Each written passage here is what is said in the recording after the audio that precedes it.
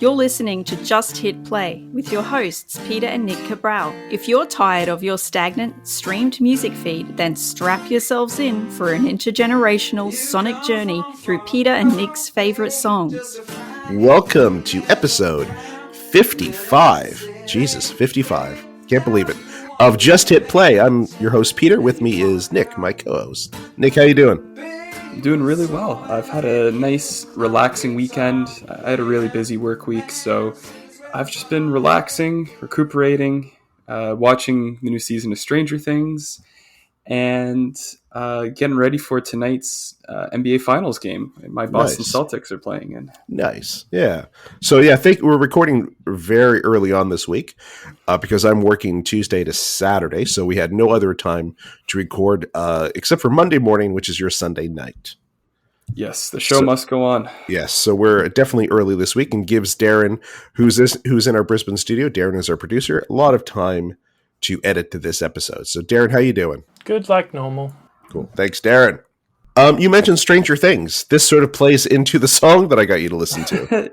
It does, yeah. So I started the new season after we had recorded the last episode, but midway through the episode, I was like, oh, wait, that's that's the song I'm doing for the podcast. Yeah. Is that where you got the idea? No, I love Kate Bush, and I didn't play enough music from women in the 80s episode. So I definitely thought Kate Bush was going to be the song, the artist that I was going to play for you when we started doing 80s music for women, or by women, I should say.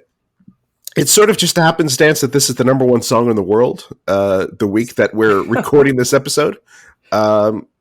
Which is funny because Top Gun is also the number one movie out right now. So this song came out in 1985 and Top Gun came out in 1986. So it's like I'm 12 again. You know what I mean?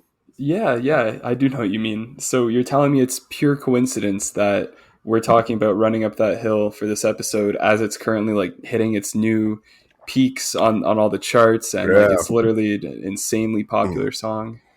It's a happy accident. Cool. Yeah. No, I didn't plan it this way. If I was smart, I would have. Yeah. But I'm not that smart. I can't foretell these things now. Okay, fair enough. So as we were talking about Kate Bush Running Up That Hill, which is the number one song in the world at the moment, Darren, just hit play.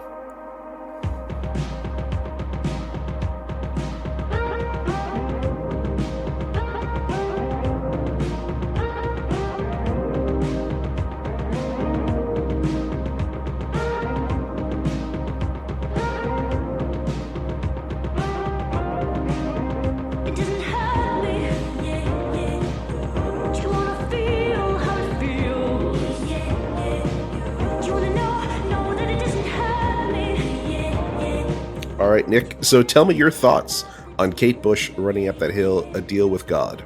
This is a great song. Really fantastic song. I can really see why it's had the explosion in popularity that it's had in the last week since being in Stranger Things. Fantastic pop song, but I think it transcends pop in a way.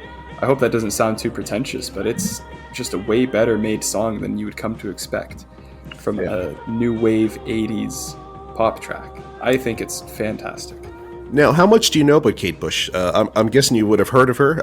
Do you know any of her other music or anything like that? The name sounds familiar, but I can't say I know much about her at all. Okay. So this was her biggest hit, is this one, probably, and this one in Wuthering Heights. Are two probably your biggest songs. One of my favorite songs from Kate Bush is called Cloud Busting as well, which was the single after this one. So another very, very good song. Kate Bush is quite amazing. She started in 1978. She would have been 15, 16 years old. Wow. And just an amazing pianist. Her vocal range is amazing. And she's a bit of a weirdo, which is really fantastic. She likes making art, and this is probably her more accessible album she ever released, was this one called The Hounds of Love. So to that point, she was almost going to be dropped by her record label being EMI. They definitely didn't want her to be so arty. and were complaining that there was no singles, that they couldn't. On previous albums, they were like, we can't release a single. And she goes, yes, because I didn't record one. So I think when she wrote this album, it was with the mind that they might drop me. So let's write a few pop songs. And this is a hell of a good pop song. That context helps a lot because, as I said, I've been enamored by how well made this song is. From every aspect of this song, so finely tuned. The drum line is amazing. Great backbone for the song. And in particular, the things that she was doing to manipulate her vocals, how she was chopping up her vocals, putting different effects on them, and sort of piecing that all together was, I can imagine, 1985, pretty boundary pushing and probably out there. So yeah, well, it's definitely accessible. It's got some pop sensibilities, and I can see why it's especially exploding in popularity now, why it did well when it came out. At its core, there's a really strong element of art and creativity to this song, and that really spoke to me, and I really, really enjoyed that. She was discovered.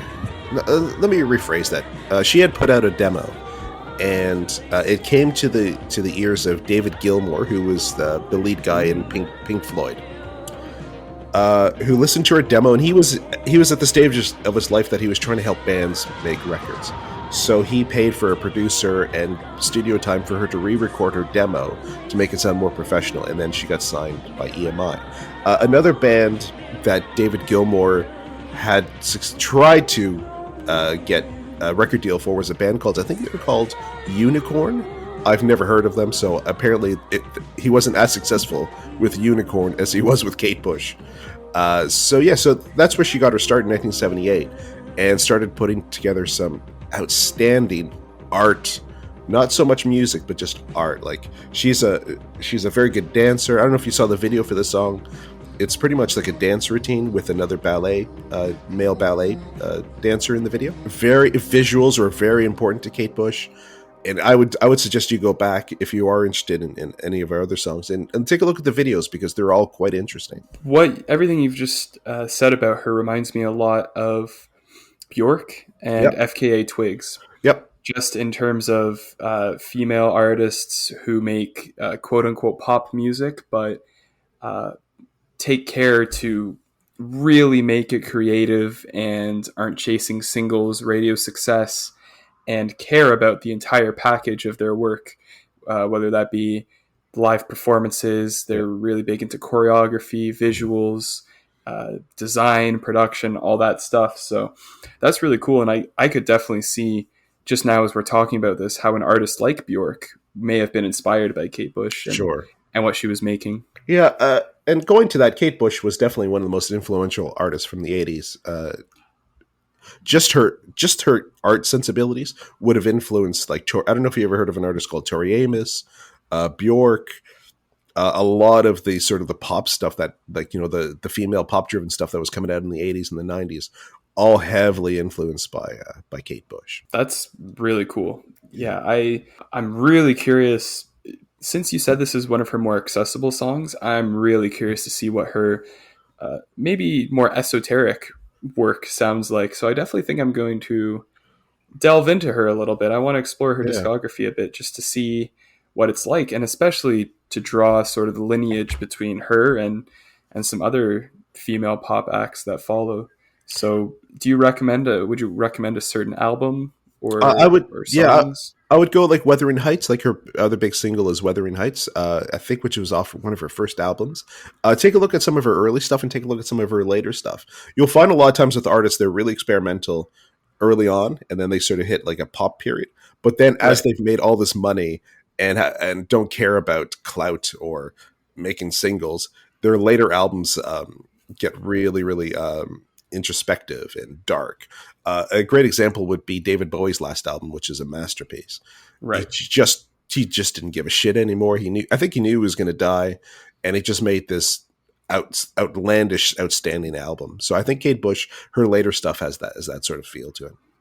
I love that career trajectory. Yeah. And it's really predictable too. It happens so often. Yeah. Exactly what you just described. But yeah, I love it. And it makes so much sense too, right?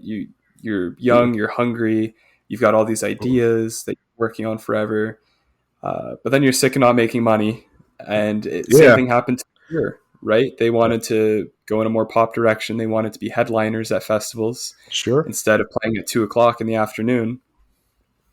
So yeah, it happens a lot. But when an artist has a really or a band has a really strong creative foundation, even their poppier stuff it won't be generic. It'll have heart and soul to it. So I like that. There's a rumor that U2, after they released 2 albums, one was called Boy and the second was called October. Boy did all right. October was a bit of a letdown. And they were so afraid that they were going to be dropped by their record label. This is before they released War and Sunday Bloody Sunday, New Year's Day. Then it sort of became impossible. That they recorded a pop song that they had in the vault. If there was ever a hint that shit was about to go down and they needed a pop song to become that band, there's always been rumors that they've never released it. They've never released that song. So if I ever get the chance to interview U2, that is one of the first questions I'm going to ask them is, where is this song? Is this true? And when can we hear this song? Because I want to hear a pop U2 song. Yeah, so it's like a break glass in case of emergency type It's situation. exactly what it is, yeah. They've just got it sitting on a hard drive somewhere, probably locked up in a safe deposit box. Yeah. Waiting to go. Yeah, that's pretty funny, actually. Yeah. That's really smart of them, honestly, because yeah. Oh, it is. when the record label comes a calling, you got to deliver. They made so much money from the Joshua Tree that this blows my mind. They made so much money off the Joshua Tree that the record label, which was Island Records at the time, asked U2 for a loan because they were going out of business. Oh my God. So their record label asked the band for a loan to help them survive administration, basically. So yeah, just try to wrap your head around that one. It's tough to, but wow. Yeah, I can see Island Records saying, and also, would you want to renegotiate your contract at all? Yeah. Give us a bigger percentage here. No, it's funny that because they loaned them money. This was a very smart move by U2. Because they loaned them money, they then owned the rights to all their music. That was the deal. Oh, nice. So when U2 sign a new record contract, they're not signing a record contract for future albums that are going to sell okay. What they're doing is they're selling the rights to all their older music, which is where all the money is. Right. Yeah. Huh. Interesting. Yeah. So whenever like the Rolling Stones or like U2 or these big bands sign new record deals for like millions and millions of dollars, people are always like, well, not many people buy Rolling Stone records or new U2 records. It's not about the new music. Mm-hmm. It's about that catalog that they want to be able to license. And that's why it's so important as an artist or creative to own your masters too. Yes. Master recordings. Yes, it is. So let's get back to Kate Bush. So the original title of the song was A Deal with God, but the record label said you can't have that as a title. Radio stations in America probably won't play it. Really? Yeah. Why? What part of that title is offensive? What's the rationale? Okay, so you're thinking of this as in 2022, right?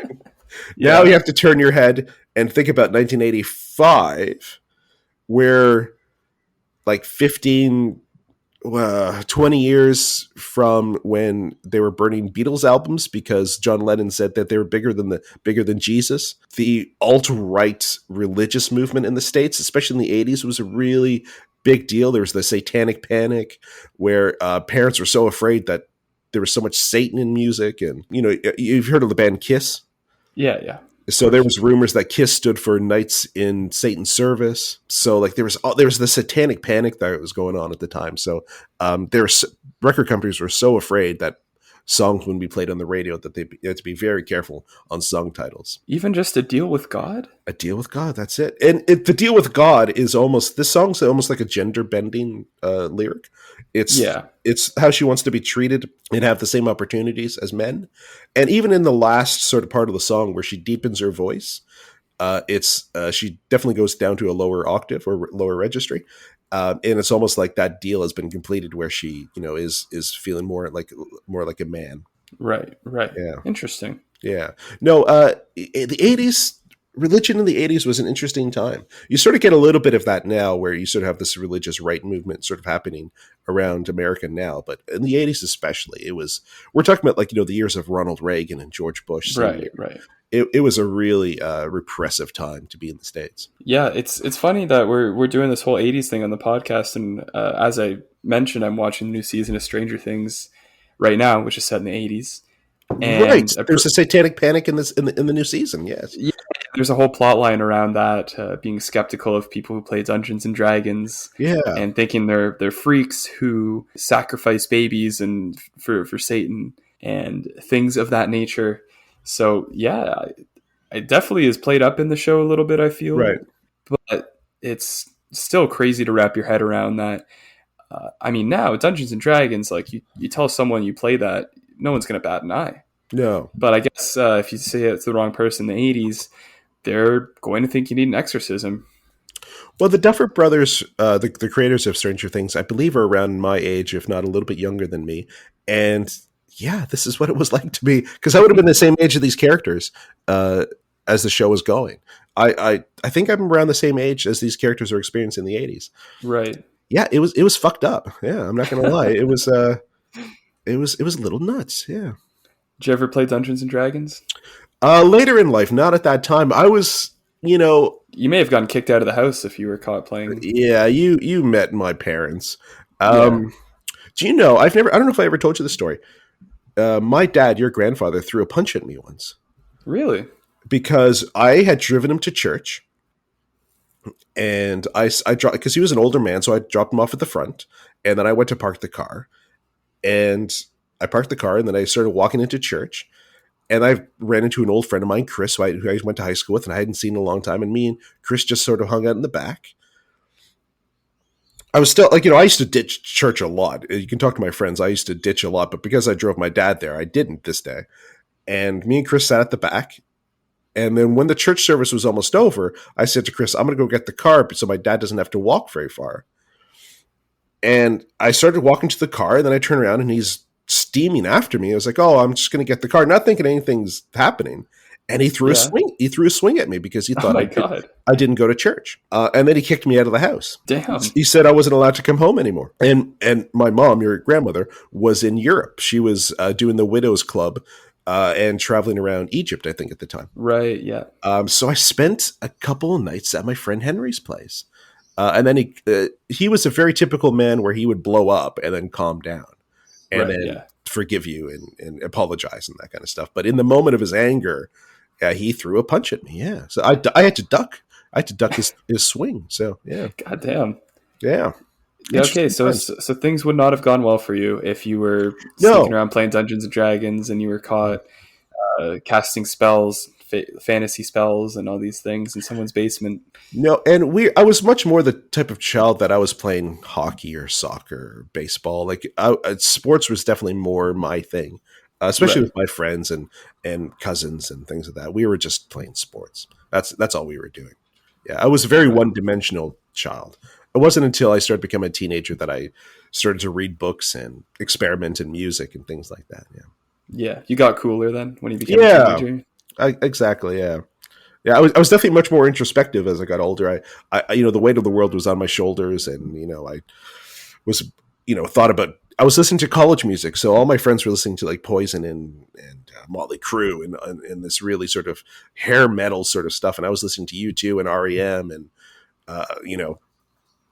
Bruce Springsteen. I was definitely listening to music that was above my age, which I don't think my friends liked as much. So it goes. Everyone's got their own tastes at their own times. Yeah. Yeah. I'm so glad you love this song. I do. Kate Bush is absolutely amazing. So influential. And to this day, still one of the, as the songs sort of becoming popular again, people are sort of waking up to the majesty that is Kate Bush. Sometimes I think I'm not a hipster and I can laugh at hipsters, but then I feel the way I feel now where it's like, oh man, if I play the song, people are going to think I found it in Stranger Things and the Stranger Things soundtrack, when really, no, my uncle put me onto this song. Yeah. I'm not like you guys who found it from the Netflix show. Like I listened to it like exactly 3 days before, guys. Yeah, there you go. Yeah. So yeah, you're fine. And again, when I got you to listen to the song, I didn't even clue in about the Stranger Things connection. It wasn't until sort of the days have progressed, I was like, oh shit, this song is doing really well. Yeah. Yep. And now everyone's gonna think that we're unoriginal and uncreative, and we just heard it in Stranger Things. Yeah, that's right. Oh well, good show. I'm actually really enjoying this season. I think this is one of the better seasons of Stranger Things. Oh, I've watched like 3 episodes today straight. I've just been in bed watching all day, and I'm enraptured by it. I think it's absolutely phenomenal. And credit to the creators of Stranger Things, because I was very lukewarm going into this season. Me too. I was like, there's nothing else on. I guess I'll watch Stranger Things, but it's much better than I thought it was going to be. It's actually very good. No spoilers for if anyone listening to this like isn't caught up, and it's just good etiquette to not spoil. But I love the way they're doing the horror elements of the show. Yeah, it's very reminiscent of Friday the 13th to me. It's like so a lot funny. Of Freddy Krueger stuff, and I read that they got the guy who plays Freddy Krueger. I forget his name. Yes, he's in it. Yes, yeah, he's in the show, and he was really involved in the writing and producing of the season in general. Yeah. He helped them out a lot with the horror elements, I guess, and it shows, and I love it. Yeah, I've seen all the episodes because we watched it, I think, in 2.5 days, and like Friday 13th, Nightmare on Elm Street are very influential here. Jeepers Creepers, Stephen King, like they really took a lot of elements from other shows and other movies and stories, and have just sort of Clockwork Orange is a little bit involved here. Oh, One Flew Over the Cuckoo's Nest there's a little bit of that in here. So they really sampled and not ripped off. Yeah, I said Friday the 13th, but I meant Nightmare on Elm Street. With no, there's a little bit of Friday 13th in this as well. Yeah. And even with like the Russian stuff, like there was like this Russian panic as well in the 80s. So even the Russian stuff, like there was some. I think there's a movie called Red Dawn, which there's a little bit of Red Dawn influence in this show as well. And yeah, there's a lot of really funny influences to someone who grew up during this era. So it's like, oh yeah, I see what they're doing there. I see what movie they're ripping off here. Yeah. Yeah, that's cool. You've got a whole different. You're approaching it from a different context, which must be really cool. Right. Yeah. And there's I don't know if you've seen there's an episode that this song features heavily on. I don't know if you've seen that episode yet. I haven't gotten there. Yeah, I only saw it for like it played for like 30 seconds in episode 1, but I haven't got to the episode you were talking about. Yeah, you'll see why this song is such a hit now. Got it. Okay. It is featured heavily in an episode. Okay, cool. I'm looking forward to it. Yeah, this is a great song. Great song. Great, yeah. So if only Kate Bush song you know is Running Up That Hill, please check out her other songs.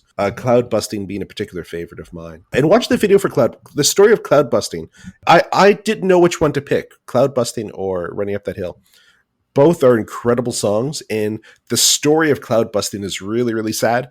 So I would suggest please check out Cloud Busting and read what the song is about. It's quite a sad story. Do you like Running Up That Hill? Like Nick, I know her name, but not her songs. I knew you would say that. Let's get on some more sadness, and let's get on to My Bloody Valentine. Yes, let's get on to My Bloody Valentine. I've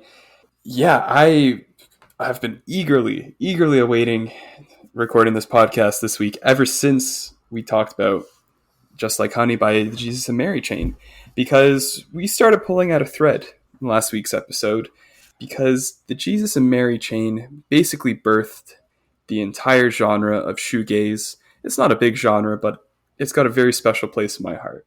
And it's impossible to talk about shoegaze without referencing My Bloody Valentine. So I decided to play you the song When You Sleep from their 1991 album, Loveless. And Darren, why don't you just hit play?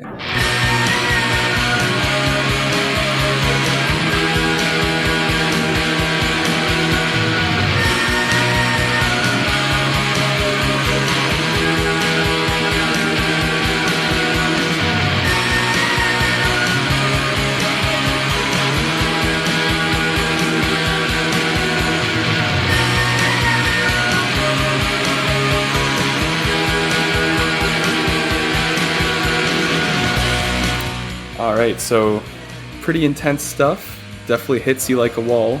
But tell me what you thought about When You Sleep and My Bloody Valentine and just their whole sound. Okay. So when the first time I heard this song was a few days ago, and I had the song playing on my computer speakers. I stopped. Oh, no. And I was like, this doesn't sound good. So I stopped and put my headphones on. I was like, okay, this is better. Yes, please, if you listen to When You Sleep, please listen to it on headphones or in your car, somewhere contained. Yes. Yeah, this is definitely not an open outdoors kind of song. You need walls. Yep, you need to be immersed. You need, yes. So I liked it a lot better when I put my headphones on. And this is a shoegazy kind of song. Yeah. Yeah, Yeah. It really is. It absolutely is. A wall of sound. There's distortion. There's jangly guitars. I wrote down some notes here. So wall of noise, check. Lots of distortion, check. Really good beat, check. Jangly guitars, check. Lyrics that I have no idea what they're saying, check. Does it even matter what they're saying? No, I can almost dance to it, check. It's a shoegaze song. Yep, it absolutely is, and it has to me the word I like to use, or the feeling I like to use when talking about shoegaze and this type of music, is that it has a hypnotic quality to it. Right. Or it almost puts you in a trance when you're listening to this type of music. Because I find it's really easy to find yourself getting lost in the hurricane of noise that they create. Yep.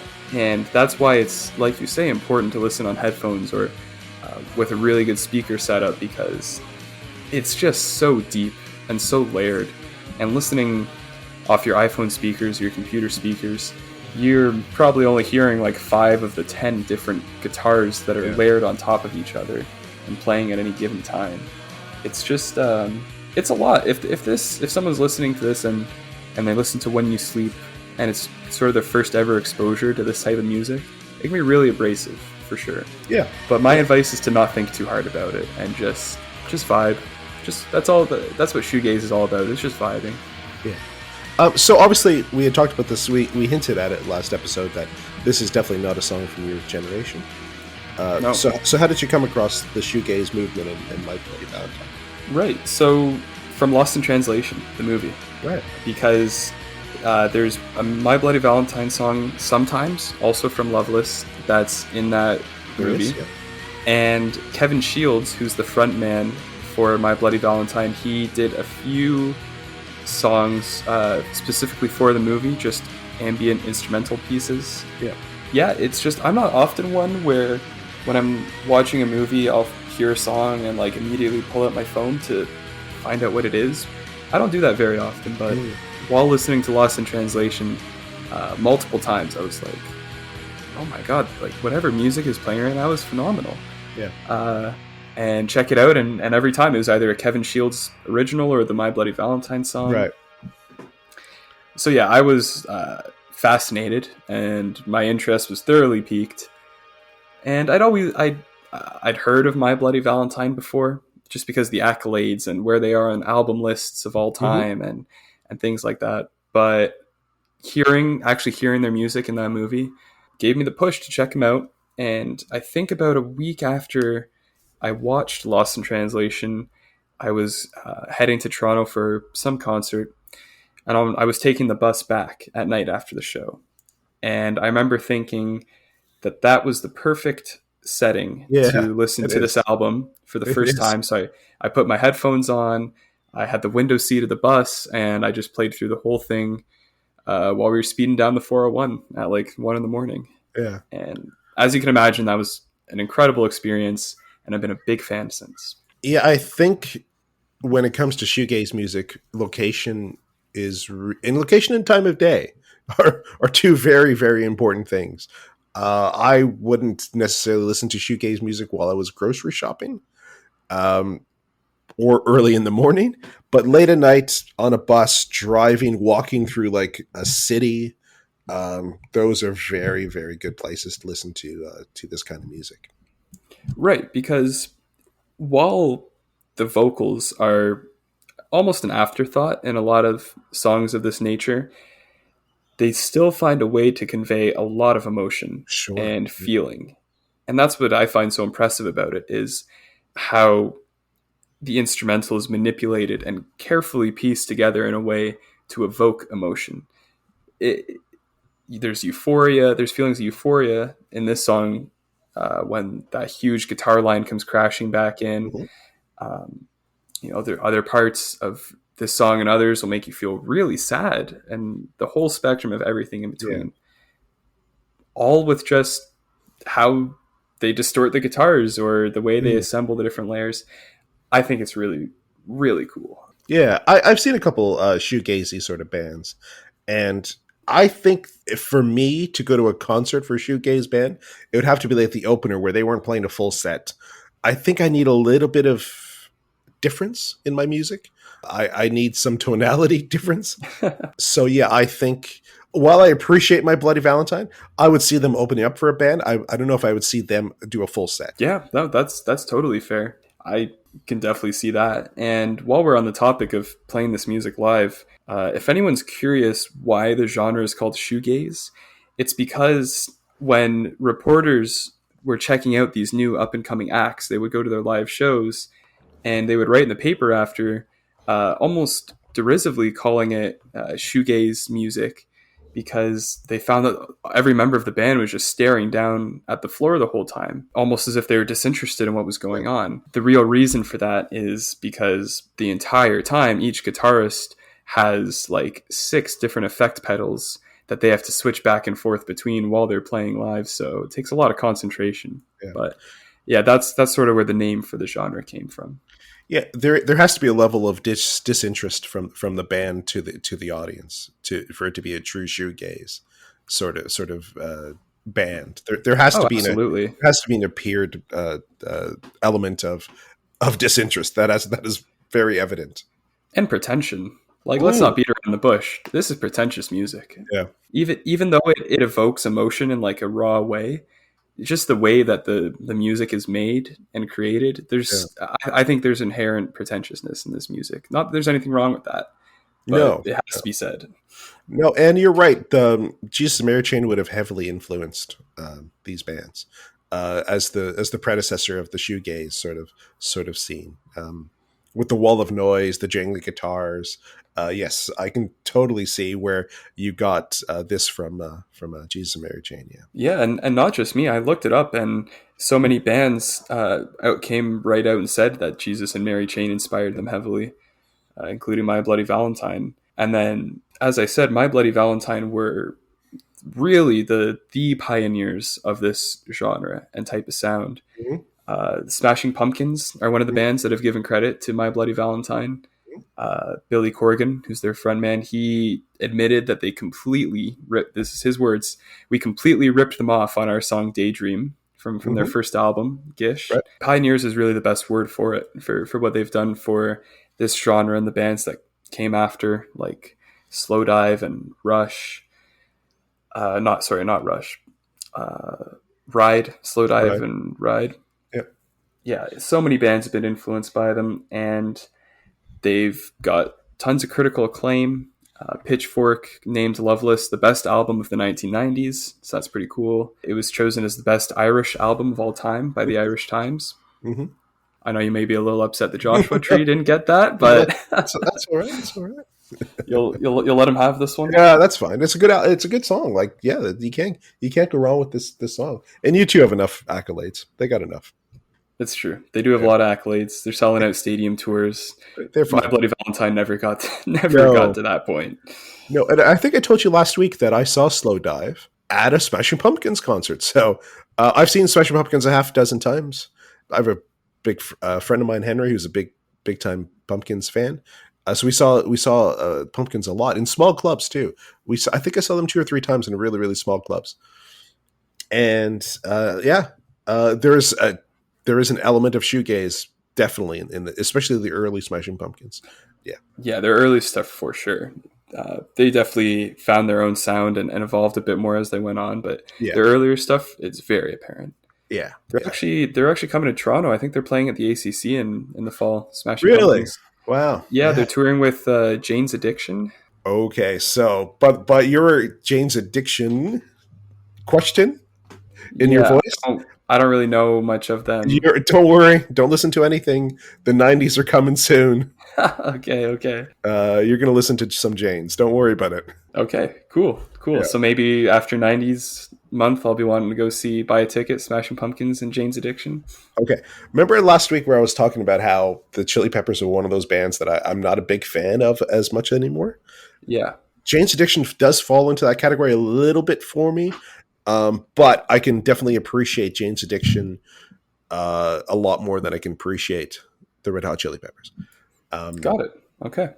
They're definitely not as mainstream as the Red Hot Chili Peppers are, and yeah, there's a particular song that I'm going to get you to listen to in a few weeks from Jane's Addiction. So yeah, so hang on tight. Okay, sweet. I'll pause that line of inquiry.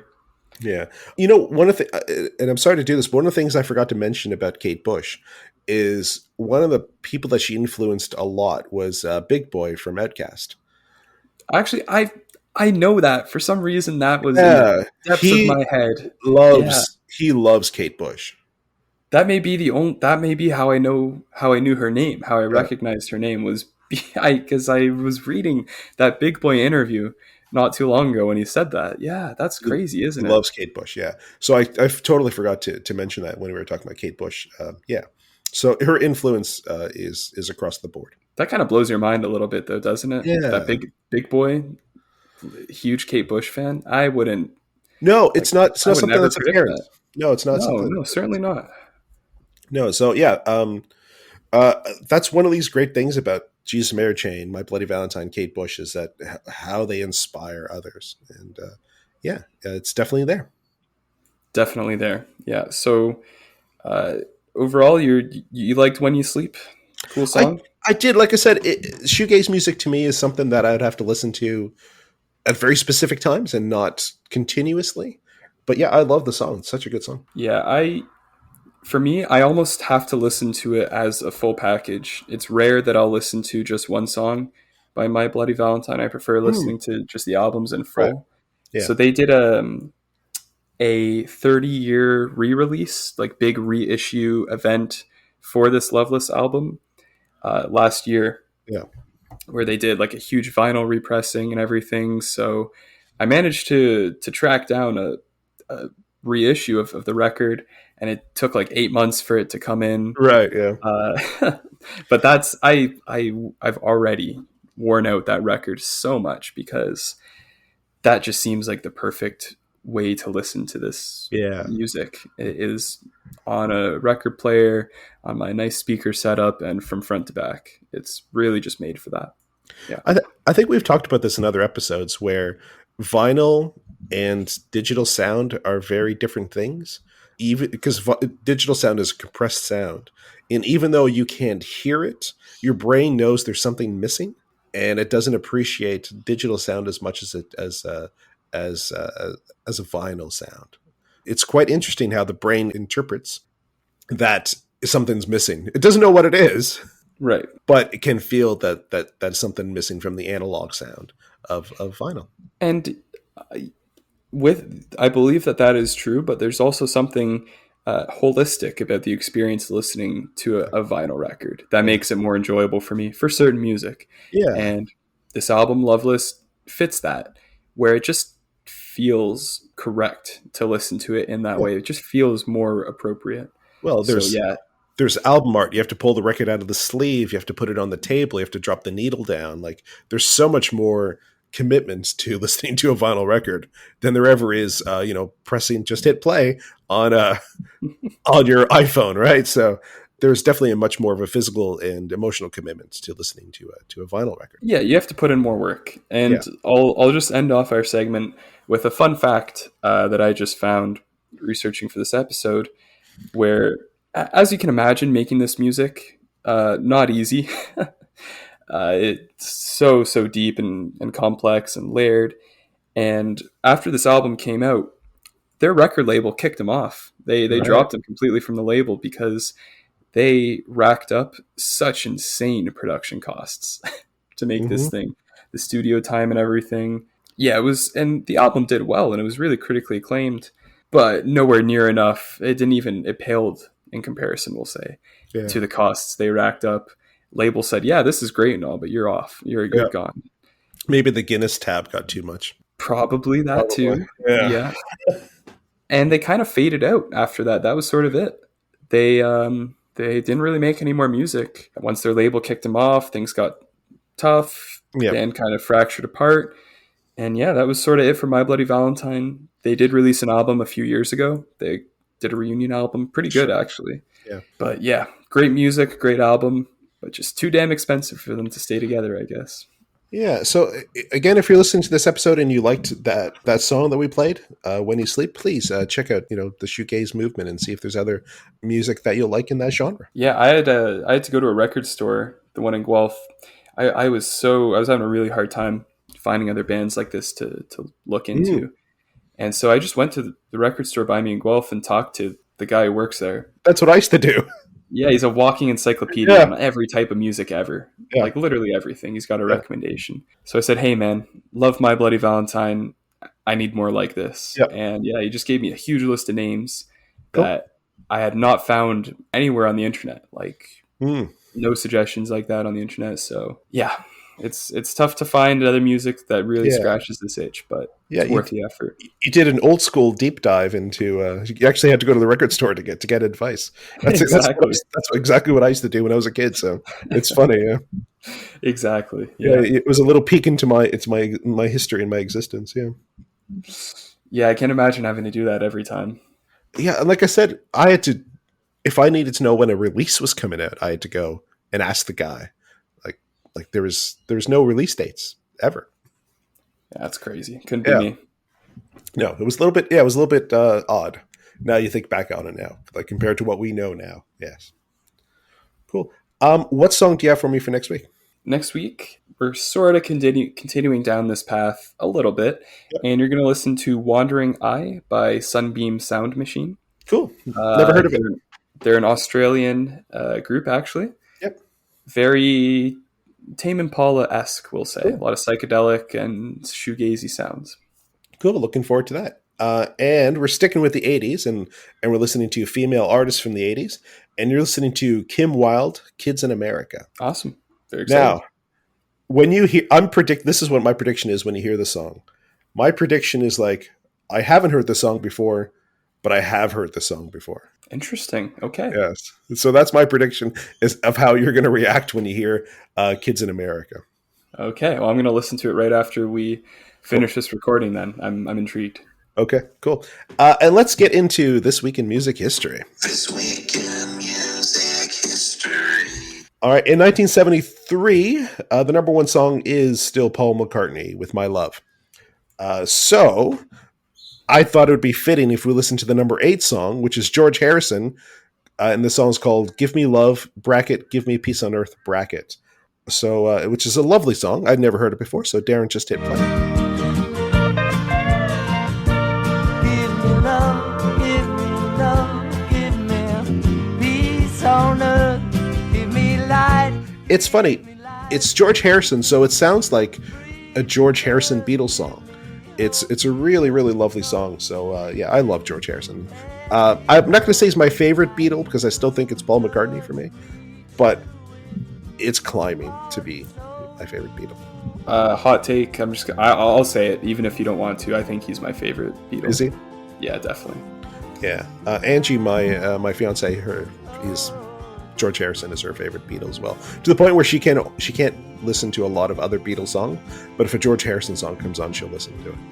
Like, again, hot take. "Within You, Without You," top 5 Beatles song for me. Yep. I love it to death. No, "When My Guitar Gently Weeps," "There Comes the Sun." No, and that's one of the reasons why the Beatles broke up. They say it's all about Yoko Ono, but it's really all about George Harrison because he knew that he wasn't being utilized the way he should have been, and that Paul and John were monopolizing all the songs and making all the money as well. So he wanted more of an input into the music.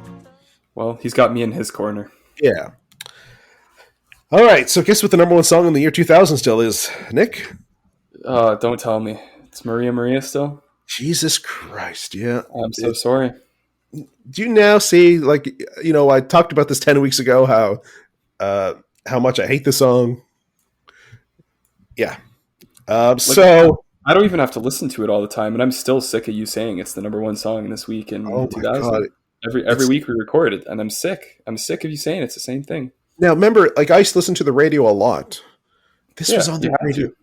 all the fucking time. It was awful.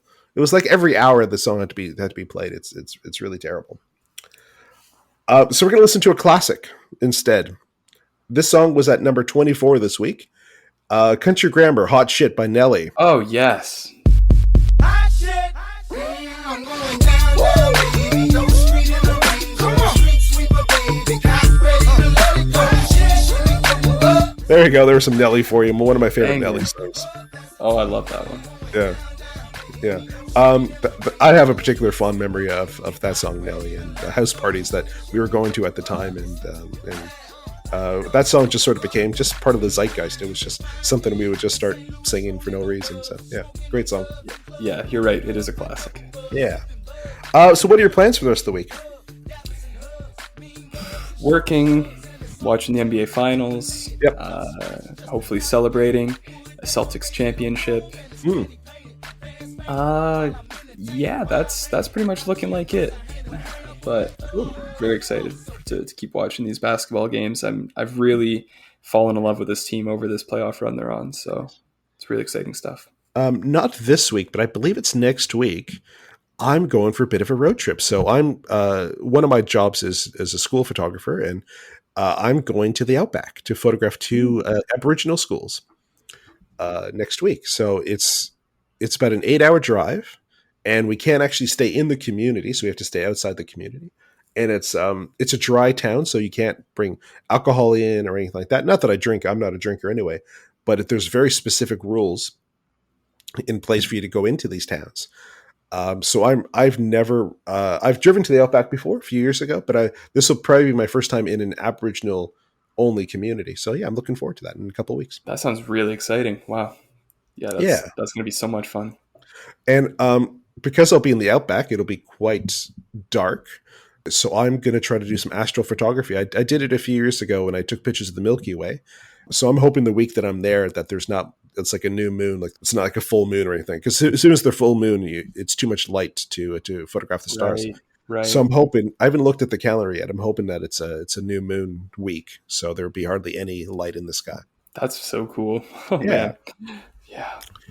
So yeah, we'll see how that goes. So that's in a couple of weeks. I also actually have a friend of mine, Christine, who's on her way to Australia now with her 2 kids.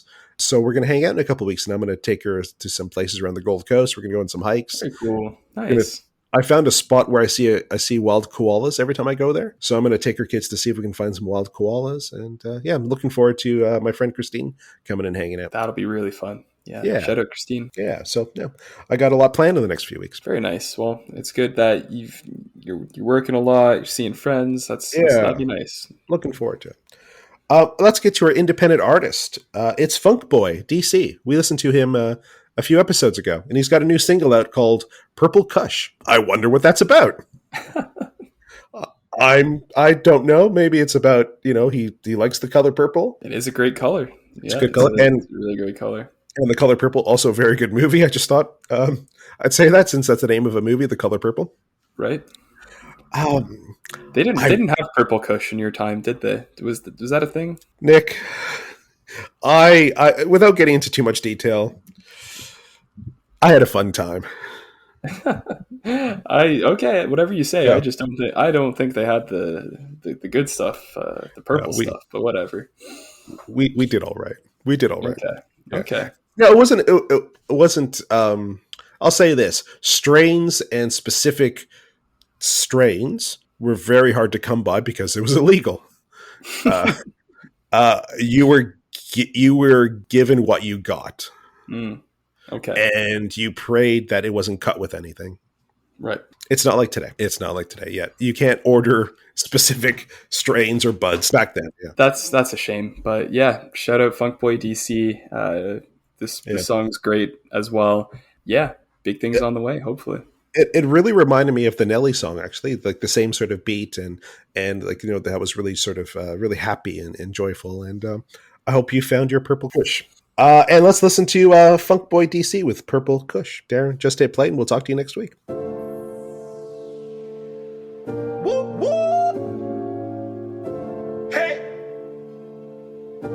Gotta talk about where's that funk in the stone? I got some people still behind them doors. I got a few rules, I think I got it all. Cause we black, the impact set us into boss. Every day while I'm looking at the mirror, though my vision getting clearer. I don't know, but I've been near it. But I go on with my life, I try, pave a way. System got us all locked within the same shit every day. Been holding pain, been seeing games, been looking strange. If I choose you, would it be a shame? Stand up, bottoms up, are we all the same? If I knew truth, is it all a game? Been tough, never rough, people beat the chains. Yeah, I think I got it now. The minimal is critical, I hope to hear the sound. My heart is beating like a bull, it's been a minute. We got brothers serving life for the shit that we now live in. So where's that funk in the stone? I know they got some Purple Kush behind them doors. Where's that funk in the stone? I know they got my people still behind them doors. Yeah, so take a quick look within the topic. Yeah, my mind is in the tropics as I'm toking off the chronic. I got memories, bigger dreams, always in my pocket. Feeling desperation due to stress has been chaotic, but my issue ain't the worst. Yeah, think we living in a curse. Yeah, tell me why my people always gotta suffer due to age. Though the law changed, results remain the same. Yeah, but if we choose truth, would it be a shame? Stand up, bottoms luck, are we all the same? If we knew truth, why we playing games? Been tough, never rough, people beat the chains. Yeah, I think I got it now. The minimal is critical, I hope to hear the sound. My heart is beating like a bull, it's been a minute. We got brothers serving life for the shit we once resented. So where's that funk in the stone? I know they got some Purple Kush behind them doors.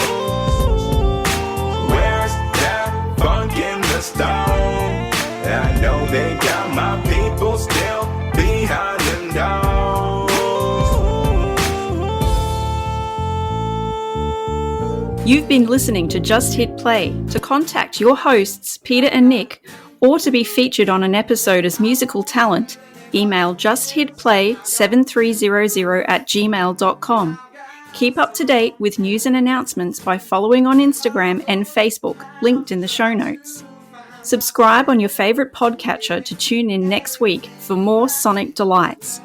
And if you can't wait till then, check out the Just Hit playlist on Spotify, linked in the show notes. A special thanks to Braden Munch for the theme song, and thank you for listening.